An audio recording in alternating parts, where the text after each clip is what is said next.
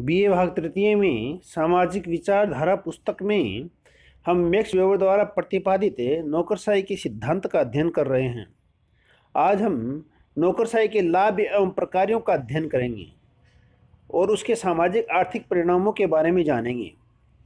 नौकरशाही के दुष्प्रकारों की विवेचना से यह नहीं समझ लेना चाहिए कि नौकरशाही का कोई प्रकार्यात्मक या लाभदायक पक्ष नहीं है। नौकरशाही के लाभ आर्थिक, राजनीतिक, सामाजिक एवं प्रशासनिक सभी क्षेत्रों में पाए जाते हैं। हम इनके लाभों की बात करें तो इसका प्रथम लाभ नौकरशाही संगठन तकनीकी दृष्टि से अन्य संगठनों की तुलना में अधिक उपयुक्त है। इसका अगला बिंदु है इसमें विशिष्ट प्रशासन पाया जाता है। इसके पश्चात इसमें कार्य विषय के विशेषज्ञों द्वारा किया जाता है जो निष्पक्ष रूप से कार्य करते हैं, अर्थात प्रत्येक कार्य को करने के लिए विशेष विशेषज्ञ होते हैं। अर्थात जो व्यक्ति उन कार्यों को करने में दक्ष होते हैं उन्हीं को उन पदों पर लगाया जाता है। इसका अगला बिंदु है नौकरशाही में शासन कानून के आधार पर होता है। इसमें औपचारिकता, समानता और योग्यता की परख आदि के गुण पाए जाते हैं। अर्थात पद किस प्रकार का होगा और किस प्रकार के उसी प्रकार के योग्य व्यक्तियों को उस पद को प्रदान किया जाता है। इसका अगला लाभ है इसके द्वारा समाज में व्याप्त सामाजिक आर्थिक विषमता का भी अंत संभव है। अर्थात समाज में जो सामाजिक और आर्थिक विषमता पाई जाती है वह नौकरशाही के द्वारा खत्म हो जाती है, क्योंकि एक ही कार्य को करने के लिए भिन्न भिन्न जाति और प्रजाति के लोग एक साथ मिलकर कार्य करते हैं, जिससे सामाजिक विषमता दूर होती है और सभी लोगों को पद के अनुसार समान वेतन दिया जाता है। इससे भी आर्थिक विषमता खत्म होती है। इसका अगला बिंदु है आधुनिक समाज के आर्थिक विकास में नौकरशाही व्यवस्था ने अपूर्व योग दिया है। इसका कारण यह है कि यह व्यवस्था प्रमुखतः विवेक या बुद्धि पर आधारित होती है।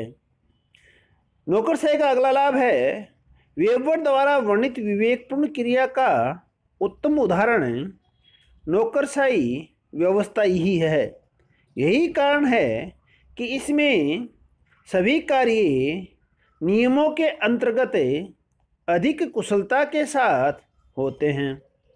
इसका अगला बिंदु है इससे व्यावसायिक श्रेष्ठता बनाए रखने में मदद मिलती है।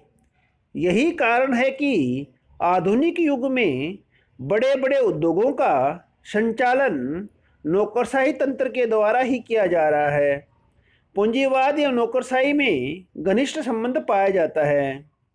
नौकरशाही का अगला लाभ है यह प्रजातंत्र व नौकरशाही में भी घनिष्ठ संबंध पाया जाता है। प्रजातंत्र में नागरिक समानता पर बल दिया जाता है, जिसमें सभी पदों को सभी नागरिकों को प्राप्त करने का समान अधिकार होता है। नौकरशाही इस कार्य में सहायक है। यह सही है कि मैक्स वेबर द्वारा प्रस्तुत नौकरशाही सिद्धांत राजनीतिक विकास का सही अनुमान नहीं लगाया गया और यही कारण है कि उनके द्वारा प्रस्तुत नौकरशाही तंत्र की आलोचना की गई। लेकिन बेंडिक्स की मान्यता है कि यह सही है कि वेबर ने उस राजनीतिक विकास का अनुमान नहीं लगाया था जिसने उनके इस विश्लेषण को उपयुक्त बनाया, परंतु चूंकि उनका इस प्रकार का प्रयोग संभव और फलदायक है, इसलिए वेबर की प्रतिभा का यही आश्चर्यजनक प्रमाण है। नौकरशाही के बारे में यह कथन सत्य प्रतीत होता है कि नौकरशाही एक अमूल्य सेवक है, किंतु दुर्दांत स्वामी। वेबर की नौकरशाही की अवधारणा के आधार पर भारतीय अधिकारी तंत्र एवं आधुनिक सरकारी संगठनों को समझा एवं उनका अध्ययन किया जा सकता है। साथ ही नौकरशाही की आलोचनात्मक विवेचना पर भी विशेष दिया जाना चाहिए तथा वे तरीके ढूंढ निकाल देने चाहिए जिससे नौकरशाही के अपकार्यात्मक पक्ष को दूर किया जा सके। धन्यवाद।